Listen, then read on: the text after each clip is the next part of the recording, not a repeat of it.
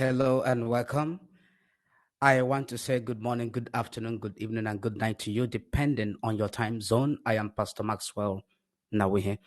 I am welcoming you to our Enlightenment broadcast, which is a continuation of the propagation of the truth to ensure that the truth dominates the front line, all the major frontline media houses and platforms from the very end where we are to where they are, as they have decided to carry out what is called media silence over this very powerful judgment that is in the favor of Nnamdi Kanu and by extension, the people of Biafra.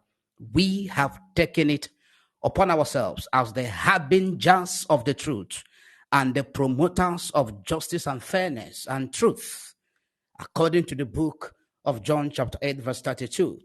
You shall know the truth, and the truth shall set you free.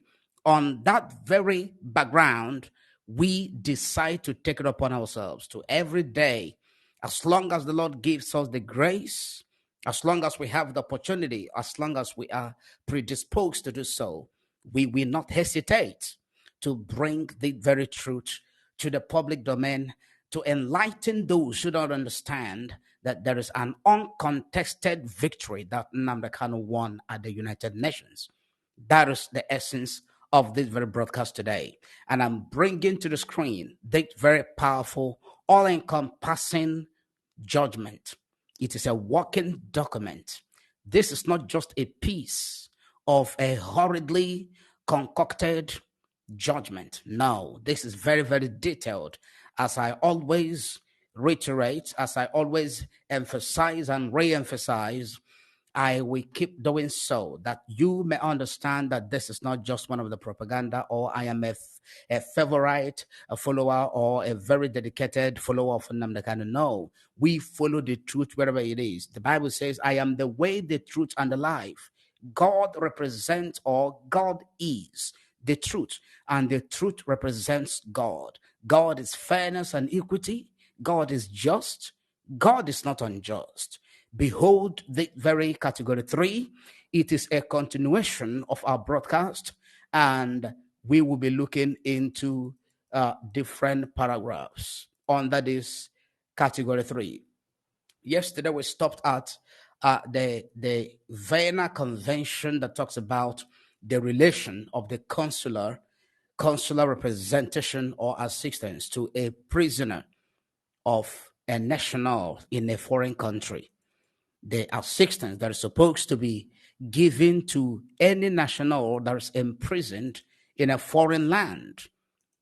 Such a prisoner is supposed to enjoy the relation, the representation, the communication of the consular of his nation, where he is a citizen. And we saw that Nnamdi Kanu was denied such privilege, as I said yesterday, all the way from the 2021 of his extraordinary rendition. That was when Katrina Lang was the British High Commissioner in Nigeria, and she left. Another commissioner was sent.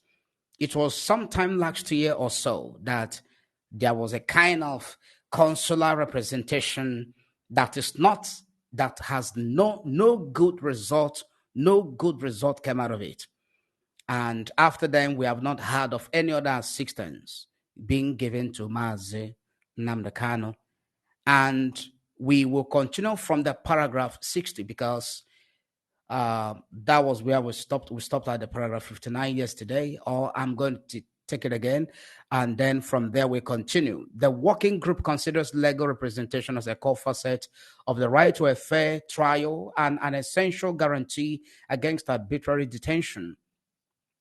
Legal assistance must be available at all stages of criminal proceedings. At all stages of criminal proceedings, we have done justice to this yesterday, namely during pretrial, trial, and appellate stages, to ensure compliance with fair trial guarantees. Denial of access to lawyers substantially undermines and compromises the ability of accused individuals to defend themselves in any judicial proceedings, such as in the case of Nnamdi Kanu. And there is a citation of Principle 18, Section 3 of the Body of Principles and Rule 61, Section 1 of the United Nations Standard Minimum Rules for the Treatment of Persons or Prisoners, the Nelson Mandela Rules, stipulates that defendants must have access to legal counsel without delay. Now, we continue from the paragraph 60. This was clearly denied to Mr. Kanu, Nnamdi Kanu, the leader of the indigenous people of Biafra. And the working group, therefore, finds a violation of Article 14, Section 3B of the Covenant. The working group views this violation as particularly grave, given its findings of extraordinary rendition of Mr. Kanu to Nigeria and the subsequent violations of his rights there. See below. Okay, I hope you are following. I hope you are seeing this very uncontested victory that Nnamdi Kanu won over the Nigerian government and that of the Kenyan government.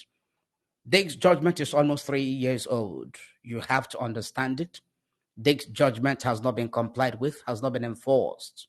It is expected that there should be a strict and total compliance with this very judgment by the Federal Republic of Nigeria, all the way from the time of Muhammadu Buhari. It was in his that the very judgment was given. This judgment is so detailed. It is not concocted. It is not a doctored document that you're looking at the screen. It is very, very authentic. It is very, very genuine. And you need to do all you can to support the enforcement of this very judgment to the advantage of humanity and to continuously amplify the voice and the tone of justice across the spectrum of the legal system of Nigeria. We must continue. The paragraph 60 is before you. If you are just joining us, to understand where we're coming from, try and Google Maxwell Nnawuihe. You will be able to see all my broadcasts and all my teachings and preachings. Particularly with regards to this very enlightenment broadcast, it is here on this platform, Engine Speak. Subscribe to this very channel. This my channel on Engine Speak, Maxwell Nnawuihe. Subscribe to my channel on YouTube, Maxwell Nnawuihe. Follow on Facebook, like the page, Maxwell Nnawuihe. Follow me on Twitter, X, at to Mr. Kanu, Nnamdi Kanu. And the working group, therefore, finds a violation of Article 14, Section 3B of the Covenant. The working group views this violation as particularly grave, given its findings, based on the findings of the United Nations, not based on propaganda. I want you to understand this. It is based on the independent findings with overwhelming evidences and facts regarding the extraordinary rendition of Nnamdi Kanu to Nigeria and the subsequent violations of his rights over there, which is in Nigeria. Now we must go to the paragraph 61 further. The working group recalls that in terms of Article 36 of the 1963 Vienna Convention on Consular Relations, to which both Kenya and Nigeria are parties, they are signatories, consular assistance ought to be provided for those detained in a foreign country, such as Nnamdi Kanu is being detained in Nigeria. Nnamdi Kanu is a British citizen till tomorrow morning. Britain cannot deny it. Additionally, Principle 16, Section 2 of the Body of Principles recognizes the right of a detained foreign national to communicate by appropriate means with a consular post of the diplomatic mission of the state of which he or she is a national, which is talking about Britain. This is one of the benefits that the national, all the British citizens all over the world, regardless of the circumstance, so long as it is detention, they are supposed to enjoy all these privileges. It has been denied Nnamdi Kanu. As I said in the opening of this broadcast, we had about something like that about 2 years ago or so, or sometime last year, but nothing good came out of it. The Nelson Mandela rules also provide that prisoners who are foreign nationals shall be allowed reasonable facilities to communicate with the diplomatic and consular representatives of the state to which they belong. Just as Nnamdi Kanu belongs to Britain, he is a citizen of the Britain. Now, paragraph 62. Although Mr. Kanu is a British citizen, Kenyan authorities failed to inform British authorities of his detention in Kenya or provide Mr. Kanu an opportunity to communicate with British authorities. They did not inform him of his right to communicate with a British consular officer either or facilitate such communication. The working group considers that the government of Kenya's failure to respect Mr. Kanu's right to consular protection under customary international law as codified in Article 36 of the Vienna Convention on Consular Relations during his initial arrest and detention violates Article 9 of the Universal Declaration of Human Rights, Article 9 of the Covenant and Principle 16, Section 2 of the Body of Principles. Okay, we must continue with the next paragraph. Furthermore, the working group notes with grave concern the uncontested allegations regarding the treatment to which Mr. Nnamdi Kanu was subjected during his enforced disappearance in Kenya following his arrest. Uncontested. The paragraph 64, the working group's mandate extends to illegal or alleged ill treatment that negatively affects the ability of detainees to prepare their defense as well as their chances of a fair trial. And the burden is on the government to prove that any statement made by Mr. Kanu was given freely, not coerced, not cajoled, not under duress. Although it is not clear what, if any, statement Mr. Kanu gave as a result of the deplorable treatment he was subjected to, the working group considers this irrelevant. Following such statement or such treatment, any proceedings against Mr. Kanu became tainted, unfair, and unjust, and incompatible with the fundamental requirements of Article 14, Section 1 and 3 of the Covenant. The working group makes this finding particularly noting the extraordinary rendition to which Mr. Kanu was subjected to. I hope you're following. I hope you are consistently, rapturously following without any divided attention. I hope you walk with us. I hope you're on the path. I hope you are here with us, following up the truth, looking at it, staring at us very glaringly. Did you see that? These are the things that the media, they call themselves mainstream media, journalists of different ranks, from different media platforms and houses across the length and breadth of Nigeria. These are the things they're supposed to be writing. If actually they are independent, if actually they are proud to be Nigerians or to have their media platforms located here in Nigeria, if they are so in love with the democracy, the kind of democracy, the brand of democracy that has been practiced in Nigeria, where freedom of speech happen to be one of the uncontestable, undeniable, irrefutable, fundamental rights of every citizen of such a country that claims to practice democracy. Nigeria is acclaimed to be the largest democracy in Africa. How true is that? When there is no press freedom, when a journalist cannot report an unbiased information without being subjected to all sorts of being fined by the Nigerian Broadcasting Corporation. We have heard and we have seen, we have witnessed consistently that many media houses, television, radio, and all of that have been fined, whooping sum of 5 million, 10 million, 20 million, because they allowed a certain piece of information to escape to the public domain through their airwaves. They were fined. Some of them conducted interviews, and there were certain sensitive information that reveals the true state of the nation, be it security, be it politics, in whatsoever aspect. And the government felt threatened. What they did was to find such a station that allowed such information to slip into the public domain. There is no press freedom in Nigeria. There is no true democracy in Nigeria. The judiciary is not independent.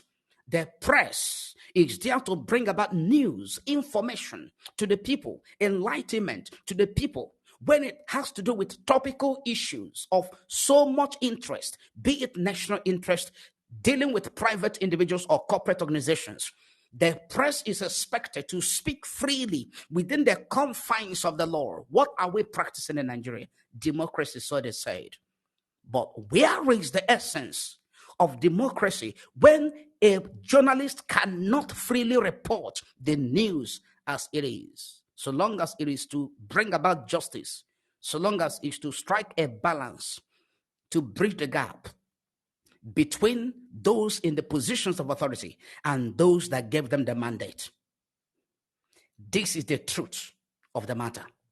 This is an uncontested victory that Pst Nnamdi Kanu has won at the United Nations over the Nigerian government and over the...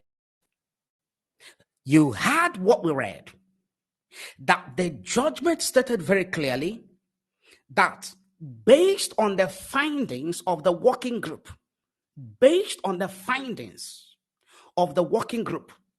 they were able to understand the treatment that Pst Nnamdi Kanu was subjected to. The processes that led to his being brought back to Nigeria, which is called extraordinary rendition rather than extradition. He was bundled, kidnapped after being tortured for 8 good days in an undisclosed location in Kenya by the Kenyan security forces in collaboration with that of Nigeria and Interpol, according to the report. The proceedings that is going on concerning the trial of Nnamdi Kanu here in Nigeria, this very uncontested judgment is saying that it is tainted, it is unfair, it is unjust, and it is practically, totally, absolutely incompatible with the fundamental requirements of the Article 14, Section 1 and Section 3 of the Covenant of the United Nations. This is not talking about or making a specific reference to the Nigerian government or constitution. This is based on the United Nations Covenant. Charters, declarations at different times, conventions at different times. The working group has made it very, very clear, based on the extraordinary rendition to which Pst Nnamdi Kanu was subjected from Kenya to Nigeria. As a result of this extraordinary rendition, as a result of the arbitrary arrest, as a result of his arbitrary detention, as a result of his solitary confinement that is crowded and surrounded and measures on different kind of degrading and inhuman treatment, that based on that, the case of Nnamdi Kanu is not fair. It is tainted. It is unjust. It is incompatible with the fundamental requirements of the Article 14, Section 1 and 3 of the Covenant of the United Nations. That is what they are saying. And any other thing that any judge is saying in the court of Nigeria doesn't make any sense, because this is an international case. This is not a domestic case. These are the things that the government handlers must tell them. The handlers of the government of Nigeria must tell them. Of course they know. Of course they are aware of it. This is an international case involving a British national, the Kenyan government and Nigerian government.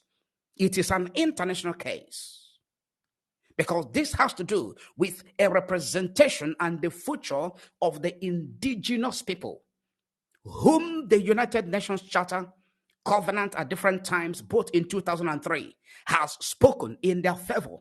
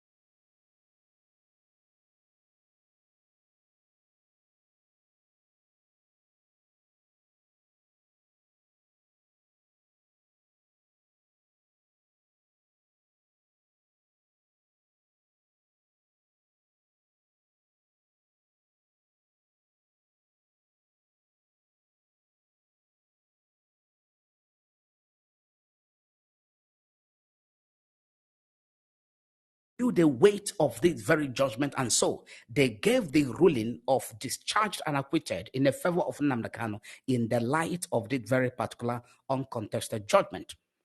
The same thing went down to the Supreme Court and inflames that very judgment. Only thing lacking in the Supreme Court judgment was that there was no pronouncement, there was no ruling by the justice that Nnamdi Kanu should be released immediately, unconditionally. That was all. The case was rather remitted back to the High Court, where Justice Binta Nyako is the trial judge. And this very uncontested victory is saying that the case of Nnamdi Kanu, the trial of Nnamdi Kanu, is tainted, is not fair, it is unjust, it is not compatible with the Article 14 of the United Nations. It is not compatible. And if it is not compatible, what are they supposed to do? As a country that claims to be among the committees of nations, as a country that is signatory to all the charters and declarations of the United Nations, what are they supposed to do? They are supposed to chew and eat their humble pie. They are supposed to humble themselves and comply with the ruling of this very judgment. Because if they release Nnamdi Kanu, Nigeria is not losing anything. If they allow Nnamdi Kanu to go, a free man, based on this very judgment, Nigeria is not going to lose nothing. Never. I have said several times and I want to repeat. What Nigeria is suffering from is what I call the fear of the unknown, which was the same as in the days of Moses, the Israelites, and Egypt. During the slavery, when God spoke to Moses and asked him to go and lead the people of Israel out of the land of Egypt, in Exodus chapter 3 and chapter 4, when Moses spoke to Pharaoh in the chapter 5, Pharaoh said, "Who is the Lord, that I should let Israel go? I had known not the Lord, neither will I let Israel go." And you know the fear, because they were using the Israelites as development machine. It was the Israelites that built the pyramids in Egypt. They were the ones that built all the houses, the structures, the industry. You must also remember that it was the an Israelite by the name Joseph, whose economic blueprint revolutionized the economy of Egypt. In the time of Joseph, you remember the dream of Pharaoh? Nobody was able to interpret the dream nor give direction to that very dream. It was Joseph, when released from the prison, he went in to Pharaoh and gave a very clear interpretation to that very dream. Subsequently, Pharaoh made him the prime minister, the governor general. And it was through his economic blueprint that when the rest of the world were going through famine, there was abundant of food in the land of Egypt, that the whole world was now traveling to the land of Egypt to buy food. Between the book of Exodus, Genesis chapter 40, chapter 41, chapter 42, chapter 43, and you can see all the story. The famine, when the world was tripping down to Egypt to buy food, it was in the time of Joseph. Joseph was an Israelite. Joseph was a Jew.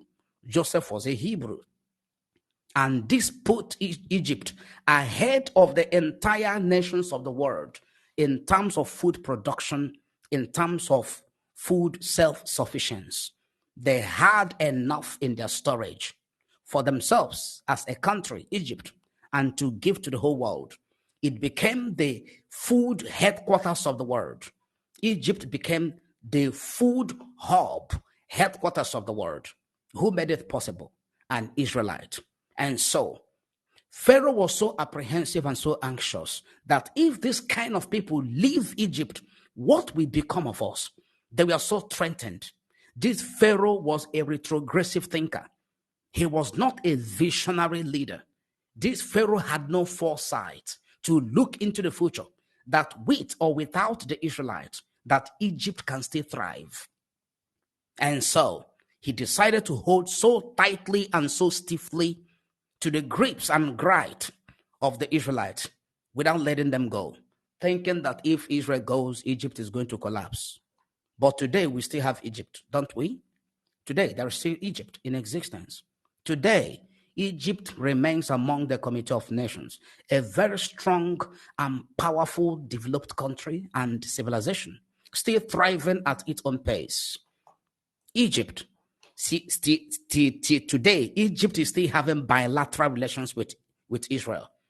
If you go to Egypt today, you will see that some Egyptians got married to the Israelites. You will also see there are cross-cultural marriages between the Egyptians and the Israelites. Egypt is still on the map of the world, or in the map of the world till today. Egypt is still there. Regardless of the fact that the Israelites left Egypt, Egypt did not collapse.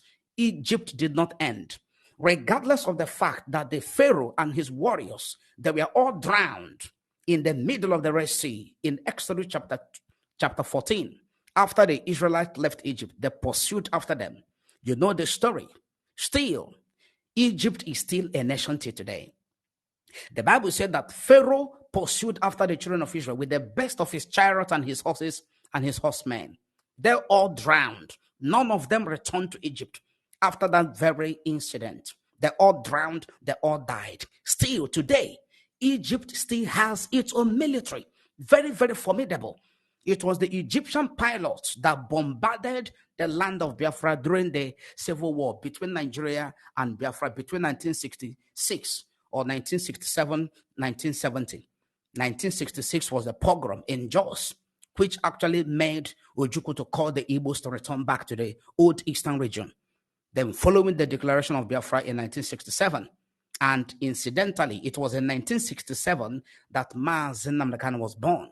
He was born in 1967. Ojukwu declared Biafra after consulting with the Eastern Consultative Forum. Ojukwu didn't just declare Biafra on his own. He didn't just declare Biafra arbitrarily. There was a due consultations with the elders of the old Eastern region, which is called the Eastern Consultative Forum. After consulting with them, they gave him the support to declare Biafra. He declared Biafra and asked the Igbos to come back because they were being killed in the north. There was pogrom in 1966. 1967, Biafra was declared and Gowon declared war. Ojukwu declared Biafra. He didn't declare war. It was Gowon that declared war. And the war lasted for about 3 years and a half. Okay, it was the Egyptian pilots that were carrying about the area bombardment. What am I trying to say? Till today, Egypt is still in existence after thousands of years that Israel had left. Nigeria will still exist after the restoration of Biafra. I don't know why people are so blinded. I don't know why people are so short-sighted. I don't know why people cannot look into the future and see that the restoration of Biafra is to the advantage to Africa, to the black race, not only to the Igbo people, not only to the Biafran people. With this, we bring this very segment of Enlightenment broadcast to an end. I am Pastor Maxwell Nnawuihe. Quickly, we are bringing to you a very important update regarding what is happening in the Nollywood of Nigeria. Please stay there with us. God bless you. See you soon. Bye.